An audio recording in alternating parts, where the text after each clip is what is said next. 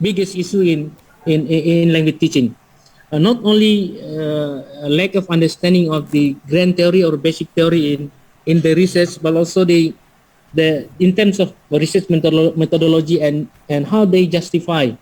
So it is more often to say that a lot of PhD students cannot apply what's the really appropriate uh, research methodology, and it's going to be very difficult for them to justify.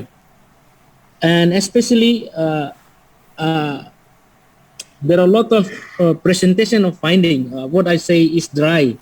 Yeah, it seems when they are using quantitative instrument, for example, questionnaires, a lot of presentation of the finding seems more like what I call it dry. There's no argument, there's no supporting argument that support their presentation of statistic result, for example. And it seems very sad because they should build up a good argument, and all the statistic data should support their basic argument actually.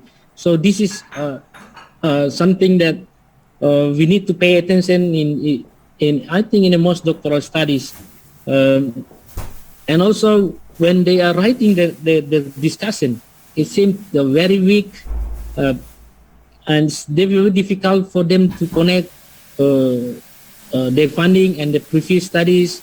So this is also the phenomena that I think it occurs in most part of the Indonesia. Especially in my observation, this is a crucial issue because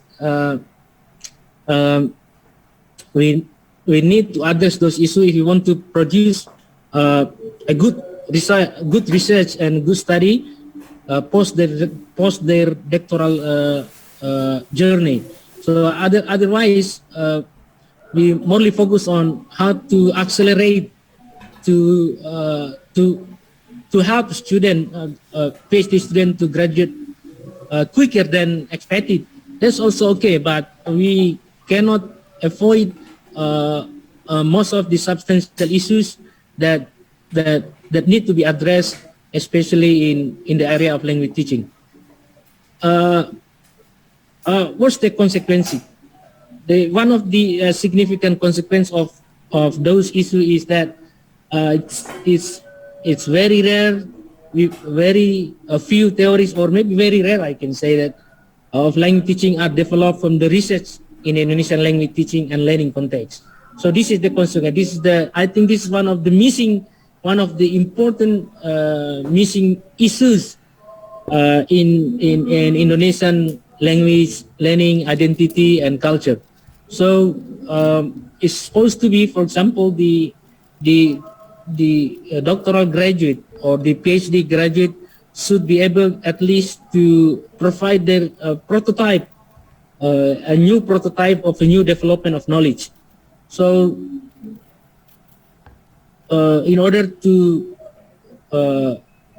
respond to the missing development of ELT in Indonesia, as we observe many of the research, I said at the beginning, is just to respond to the national need, respond to national policy, without contributing a very substantial element in the development of knowledge, especially language, identity, and culture in Indonesia. So it is quite sad because what I was observing so far, it's the quality of our PhD graduate or our doctoral studies is very weak, and compared to what's happened in other neighboring countries like Malaysia and others. So we need to refocus, I think, especially the issue of language, the research and studies in language teaching to produce substantial issues, substantial element of new theory development in order we can contribute to the world debate. So at least we need to focus on reinventing a new brand of X theory or by producing a new theory, or for example, this is actually we need to refocus on the basic research of ELT or language teaching and learning in Indonesia. This one is missing so far. We haven't discussed. I haven't heard a lot of issues of theory development and knowledge construction.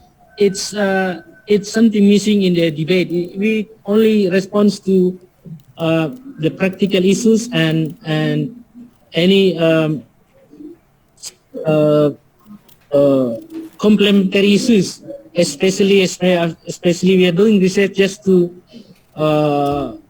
especially in a doctoral study, for example, especially just how to accelerate to finish quicker without contributing to very substantial knowledge development.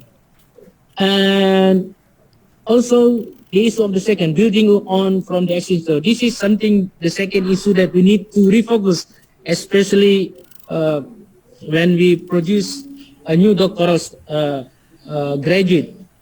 So because one of the attribute, the indicator of doctoral is to produce at least new prototype of the theory. So this is not happening. It's not happening around us. We've seen a lot of doctoral of English education, doctoral of linguistic, doctoral of language education program, and doctoral of applied linguistics, for example. It's the research is more focused on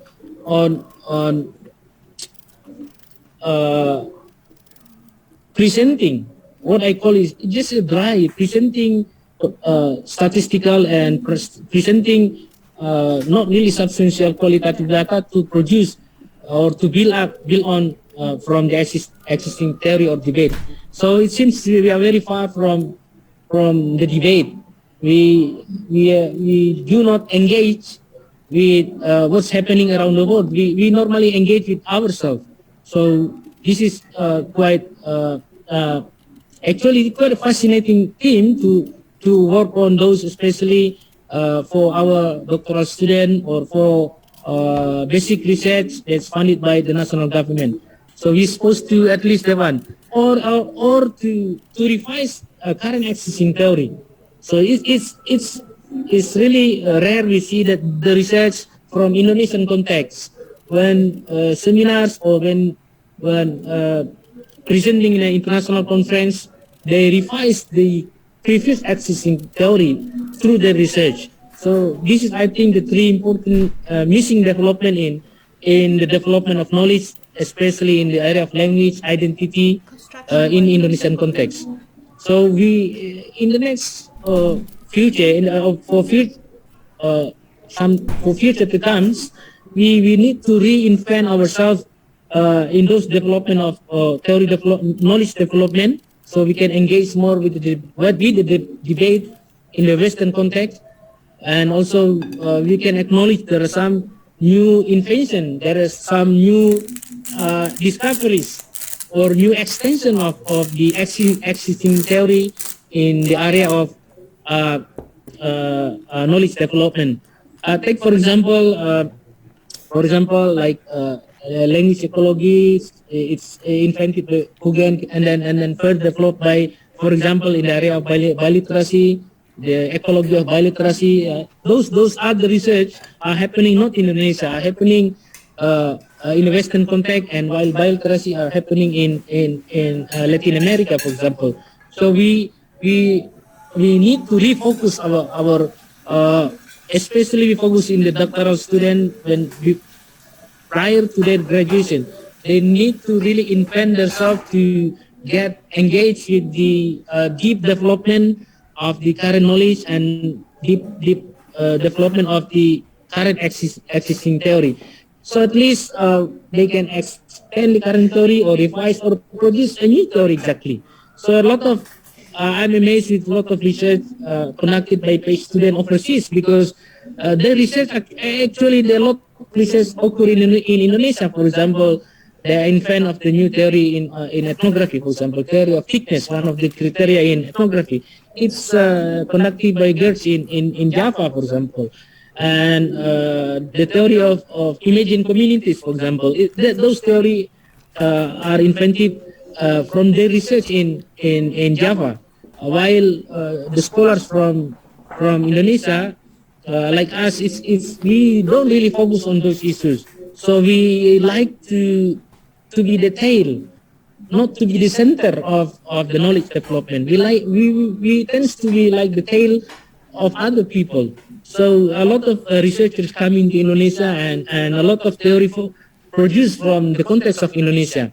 I think in the futures to come, we need to build those capacities, especially the capacities of our doctoral students to be part of the knowledge development, especially in language teaching and identity. So I think we have a lot of things to offer. There's still a lot of things to offer to the world about the knowledge development in language and identity. So those are the what I guess is the missing development issues in our language teaching, identity or English language teaching. So we can work on those issues from different perspectives. Uh, so it become a very holistic issue in the development of knowledge. So I think that's my concern and my short ideas on the missing development issues, very substantial missing development issues. And I think I return to the moderator, and feel free if you have any question, maybe at the end of the session. Okay, thank you very much, Bapak Amirullah, for the presentation, for the hot issue today in English language teaching. Yeah, maybe hopefully it's beneficial for us who want to continue to doctoral study for the future. Okay, thank you. Then next, ladies and gentlemen, we have already two speakers has presented, and then please welcome the next speaker, Bapak Dr. Abdul Syahid MPD. Yeah, and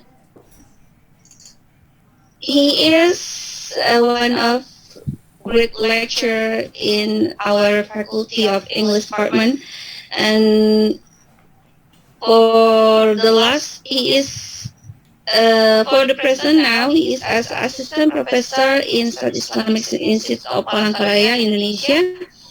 And please welcome Bapak Abdul Syahid to present his presentation. Assalamualaikum warahmatullahi wabarakatuh. Waalaikumsalam warahmatullahi wabarakatuh. Peace, Allah's mercy and blessing be upon you. Good afternoon, everyone. Good afternoon. Okay. Please let me share my screen. Can you see my screen now? Yes.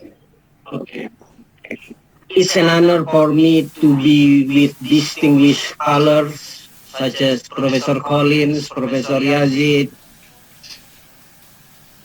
Enya Lian, PhD, and distinguished speakers. A great honor for me to be with you all. I am just a new kid on the block, especially in the State Islamic Institute of Palangkaraya. Welcome to my presentation. Today, I'd like to talk about part of my research into English language teaching in religious contexts. Let's begin with COC. Clash of Clans, the popular mobile games? Of course, no. It's about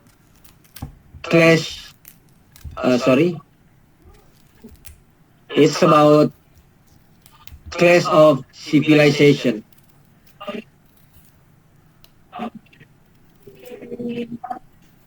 It is by Samuel P. Huntington. The thesis goes that people people's cultural and religious identities would be the primary source of conflict in the post-Cold War world. I'm sorry, Bapak, do you stop your screen sharing? Yes. Oh, in a minute.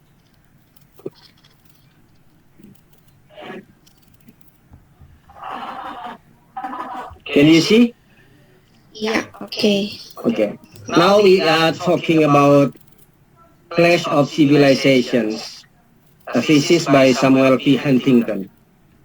The thesis, let me repeat it, goes that people's cultural and religious identities would be the primary source of conflict in the post-Cold War world.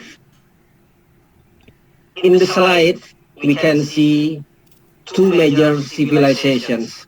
The first one, the Western civilization, and the second one, the Muslim world. Ladies and gentlemen,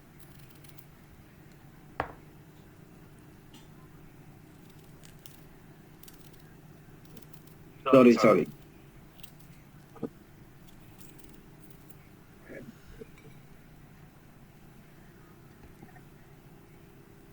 Let's take a look at the English language. English is commonly associated with the Western civilization. We also saw a massive project of teaching English as a missionary language.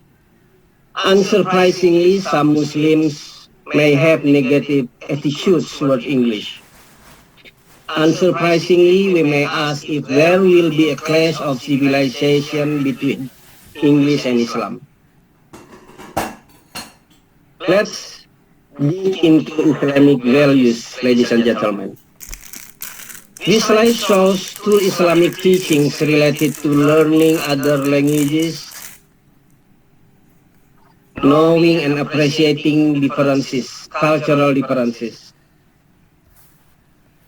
Muslims are also taught to invite people to the path of God with wisdom. This can be accomplished by learning the language of other nations or people.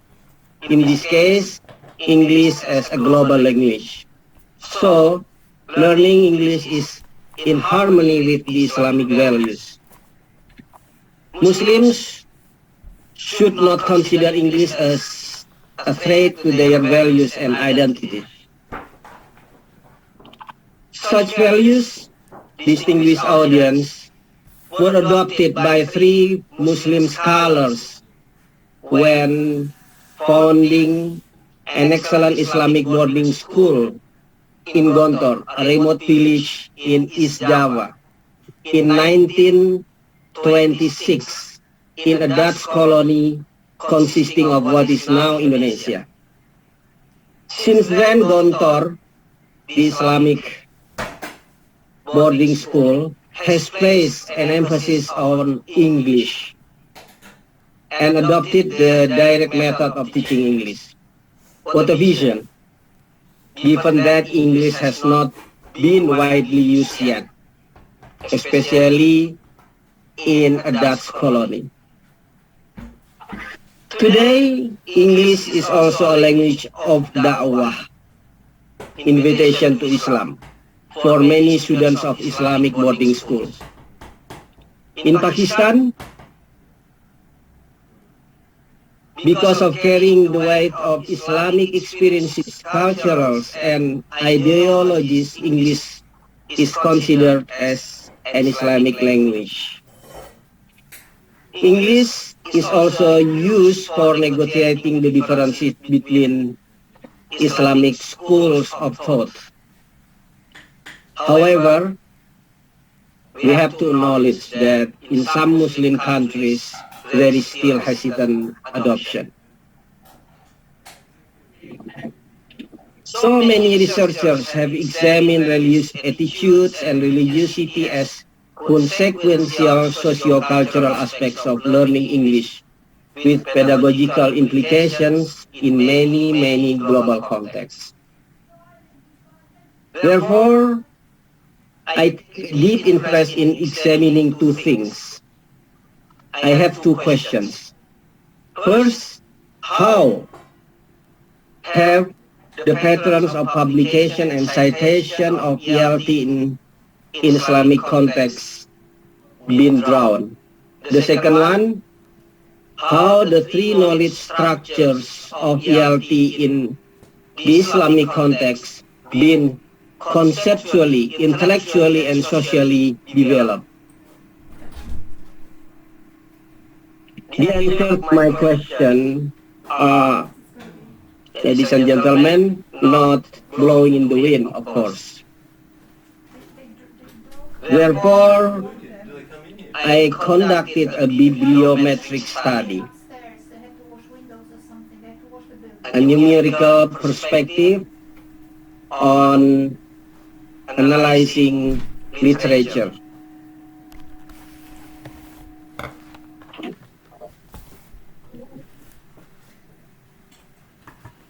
In a minute.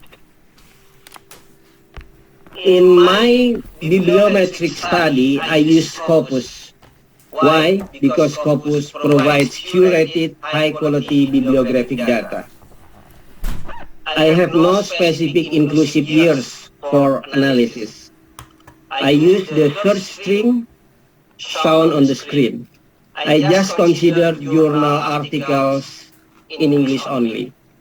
Then, I submitted the bibliographic data to two pieces of bibliometric software, that is BiblioShiny and WashBeaver.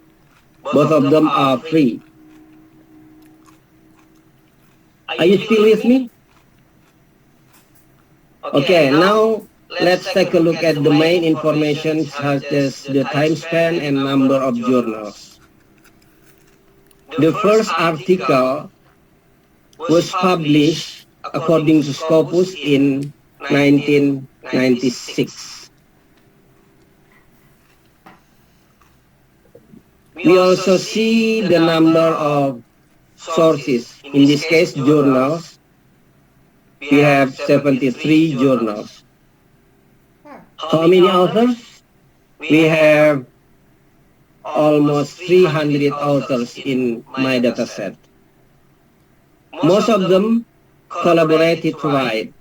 Please pay attention to the collaboration index, 2.61.